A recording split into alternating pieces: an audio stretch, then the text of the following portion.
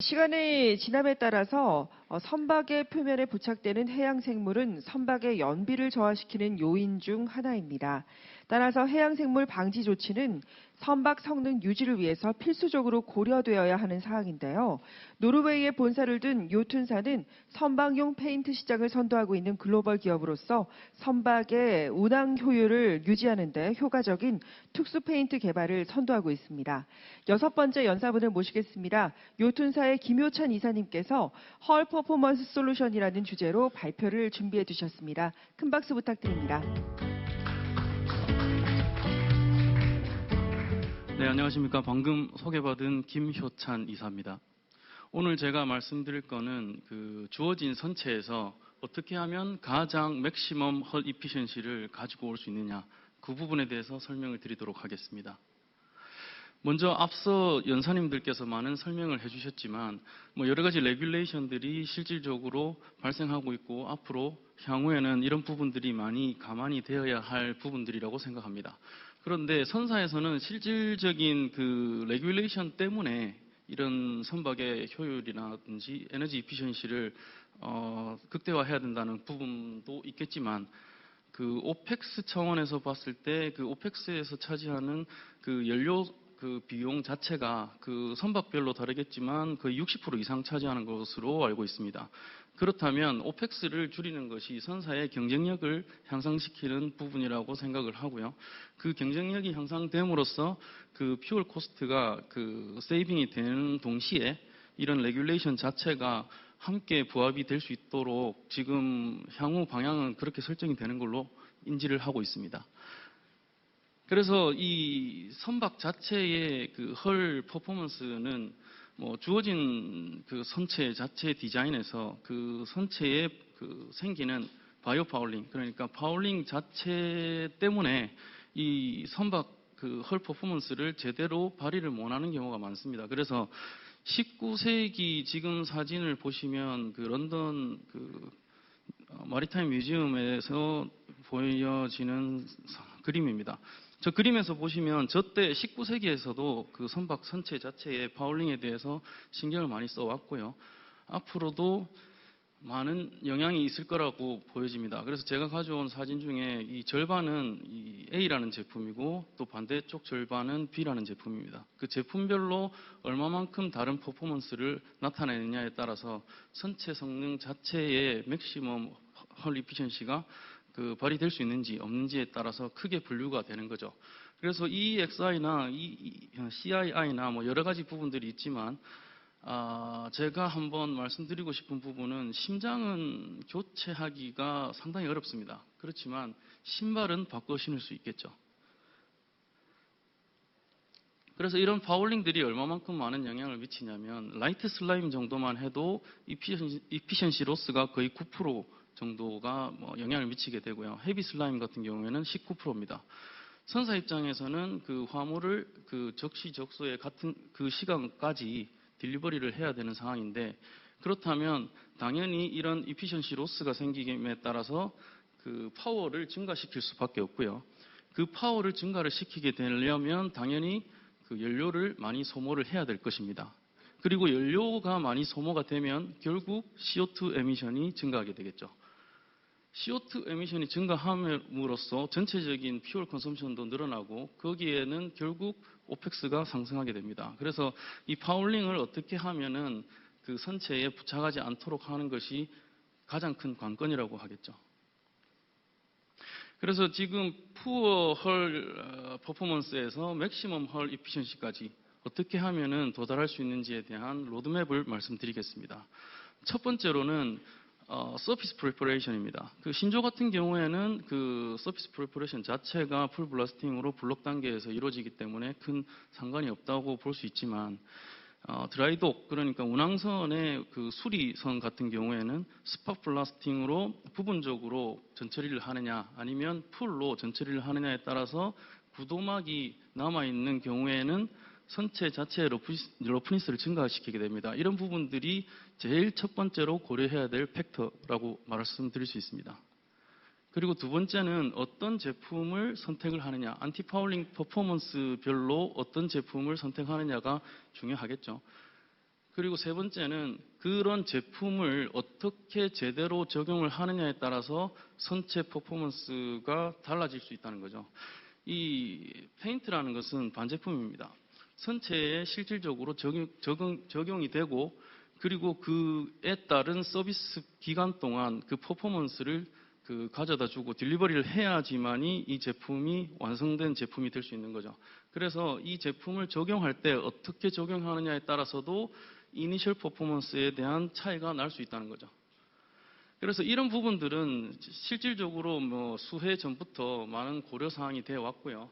그런데 여기에서 조금 더 한 걸음 나아갔을 때는 빅데이터 애널리시스를 통해서 가장 이 선박, 선종별, 그리고 이 선박이 어느 지역으로 어떻게 오퍼레이팅 하는지에 대한 오퍼레이셔널 비헤이비어를 파악을 하고 거기에 가장 적합한 제품 그리고 시스템을 추천드리는 겁니다. 그리고 그 시스템이 적용이 됐을 때 이 시스템이 얼마만큼 선체의 퍼포먼스를 가져다 줬는지 모니터링이 해야 되고 모니터링을 가지고 베리피케이션이 돼야 되고 그리고 만약에 가능하다면 그 퍼포먼스 리절트 베이스로 개런티도 할 수 있어야 되겠죠.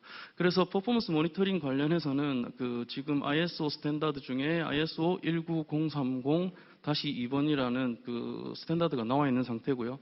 지금 현재 나와 있는 그 스탠다드 메저링 방식 중에는 가장 이제 공용적으로 사용하고 있는 거라고 이해를 하시면 될 것 같습니다.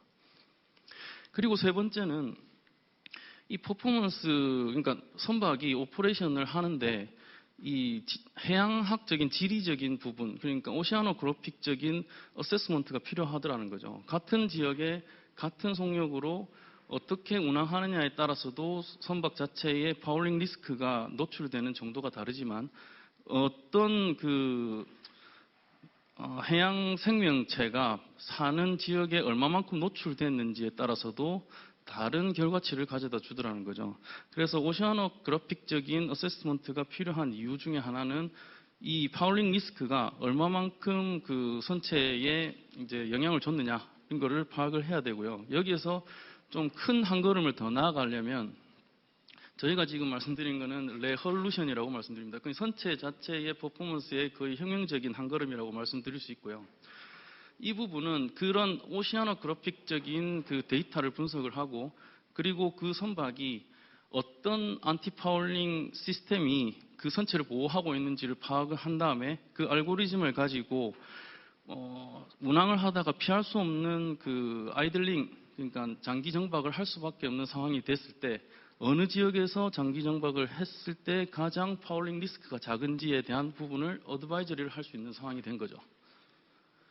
그리고 이 선박이 실질적으로 비주얼 인스펙션을 하지 않고서도 파울링에 대한 리스크가 얼마만큼 익스포즈가 됐는지를 파악을 한 다음에 그 상태가 어느 정도일 거라는 예측이 어느 정도 가능해졌습니다. 그래서 그 부분을 조금 터치해 보도록 하겠습니다. 지금 파울링 리스크 이밸류에이션을 통해서 선박별로 그 파울링 리스크가 얼마만큼 있어 왔는지에 대한 부분이 이밸류에이션이 가능하면 그 선박에 대해서 선제적인 조치라든지 아니면 선사 입장에서 쇼텀으로 차터링을 할 때라든지 여러 가지 상황의 비즈니스 케이스에 적용을 할 수 있게 되는 거죠. 그리고 파울링에 대한 포캐스팅도 가능할 수 있게 됩니다. 그래서 이런 부분들을 어떤 알고리즘을 가지고 접근을 하냐면 이 컨디션 모니터링 자체에 프로액티브한 그 데이터 분석이 필요합니다. 그러니까 이 세일링을 어떤 식으로 했는지 AIS 데이터를 가지고 선박에 프로파일링을 하고요. 그 선박이 그 신조 딜리버리 후나 아니면 드라이독 그 수리 후에 운항을 하기 시작했을 시점부터 얼마만큼 운항을 했고 그 운항한 지역이 어딘지를 파악을 합니다. 그리고 나서 오시아노그래픽적인 데이터 분석을 통해서 같이 파울링 익스포즈 레이트에 대해서 분석을 하게 되죠. 그래서 그런 분석을 통해서 이 선박은 어느 정도의 파울링 프로텍션 능력을 가지고 있는데 얼마만큼의 파울링 리스크가 있어 왔는지에 대한 부분을 알고리즘을 가지고 파악을 한 다음에 지금 선박이 어느 정도 상태일 것이다 아니면 어느 정도 상태인지를 비주얼 인스펙션을 해야 되는 타이밍인지 아닌지를 파악을 할 수 있게 됩니다. 그래서 이런 부분들을 가지고 지금 저희는 데이터베이스화돼 있고 그 선박 자체를 실시간으로 모니터링을 하면서 그 선박이 얼마만큼 파울링 리스크에 노출이 됐는지, 그리고 하이 리스크에 노출이 됐을 때는 얼람이 울리게 돼 있고 그 얼람을 통해서 자동적으로 선박을 담당하고 계시는 이제 감독님들한테 말씀을 드릴 수 있는 거죠. 그리고 이런 분석을 통해서 파울링 프로텍션과 파울링 프레셔를 알고리즘을 통해서 분석을 한 다음에 이 선박이 얼마만큼 노출되어 있는지도 분석을 하게 됩니다.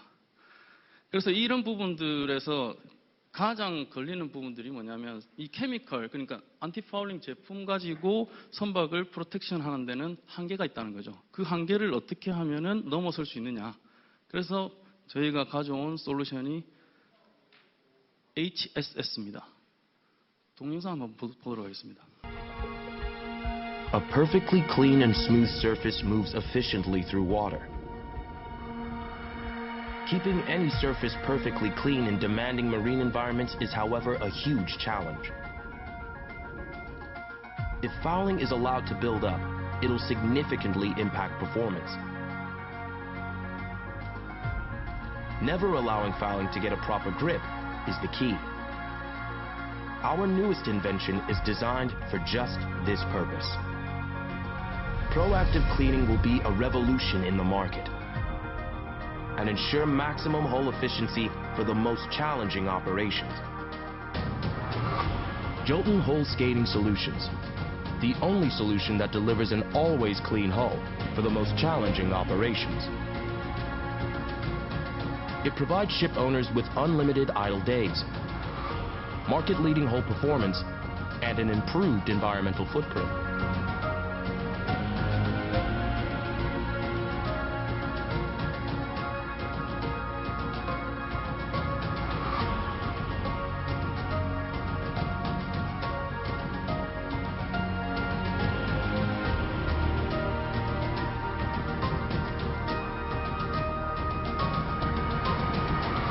The revolutionary hull skater from Jotun is always on board the vessel.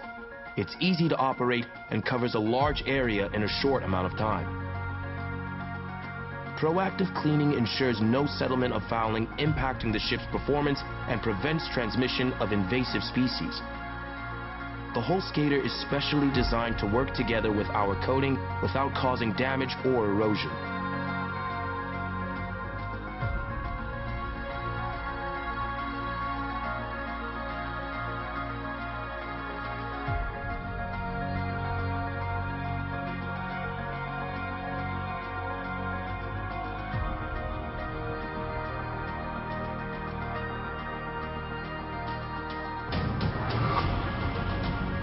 Jotun Hull Skating Solutions is groundbreaking, and it guarantees an always clean hull. A clean hull is an efficient hull, which means less fuel consumption and lower emissions.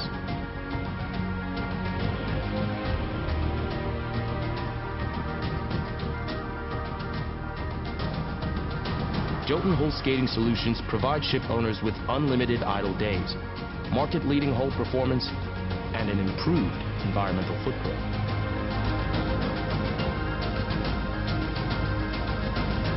Jotun Hull Skating Solutions. Always clean hull for the most challenging operations.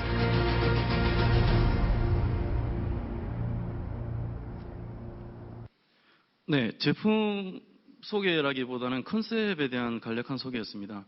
로보틱 테크놀로지를 저희가 프로모션 하는 게 아니고 클린 헐 컨디션에 대한 부분의 툴이 되겠죠. 그래서 요즘 여러 빈번하게 발생하고 있는 장기 레이업이라든지 아니면 EXI가 예를 들어서 이제 2023년부터 적용이 됐을 때 슬로우 스티밍을 할 수밖에 없고 선속에 대한 제한이 줄 수밖에 없는 상황에서는 안티파울링 자체의 퍼포먼스만 가지고도 파울링 프로텍션을 하기가 힘든 경우가 생길 수밖에 없습니다.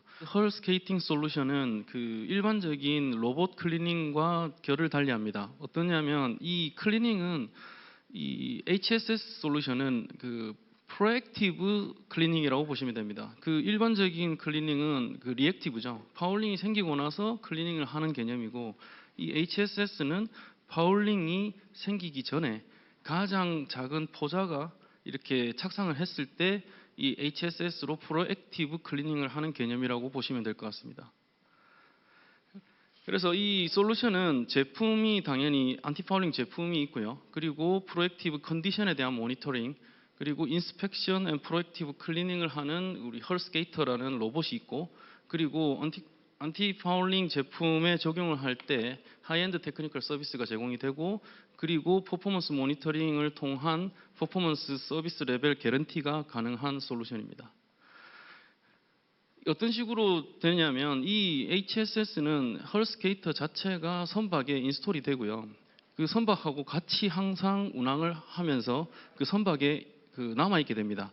그리고 그때 모니터링을 통해서 얼람이 울리고 선박 자체에 파울링 리스크가 있다고 봤을 때 이 헐스케이터가 톱사이드를 따라서 이제 선체 언더워터 쪽으로 내려가게 됩니다. 내려가서 서베이를 하고, 서베이를 했을 때 문제가 없다고 하면은 서베이 이후 리포팅을 하는 거고, 서베이 시 프로액티브 클리닝이 필요할 때는 그 자리에서 바로 프로액티브 클리닝을 하는 개념이라고 보시면 되겠습니다. 그래서 이 스케이터 오퍼레이팅 자체를 크루들이 하는 게 아니고 포지 커넥션을 통해서 육상에 있는 저희 오퍼레이터, 그러니까 스케이터 파일럿이 오퍼레이팅을 하게 돼 있고요. 지금 보시면 화면에 스케이터가 있고, 그 스케이터가 톱사이드에 론칭할 때만 그 크루들이 도와주면 되는 거고, 육상에서 저희 스케이터 오퍼레이터가 오퍼레이팅을 하게 됩니다. 그래서 이 스케이터를 가지고 실질적으로 언리미티드 아이들링 피리어드, 그러니까 얼마만큼 정박을 해도 전혀 문제가 없는 클린 헐을 보장을 하고요. 거기에 따른 대략적 계산으로 봤을 때 5년 동안 세일링 피리어드 동안 거의 360만 불 정도의 이익을 가져오고, CO2 에미션으로 계산했을 때는 거의 12.5% 정도 세이빙이 가능하다고 보고 있습니다. 그래서 여러 가지 부분들이 있지만 가장 큰 차이점은 아이들링 데이 자체에 대한 언리미티드 데이즈라는 거죠. 그러니까 얼마만큼 길게 장기 정박을 하시더라도 항상 클린 헐을 유지할 수 있다는 겁니다. 그리고 두 번째는 이 항상 클린 헐을 유지를 5년 동안 서비스 피리어드 동안 하게 되면 결국은 퓨얼 코스트 세이빙이 될 거고 CO2 에미션까지도 같이 세이빙이 된다고 보시면 되겠습니다.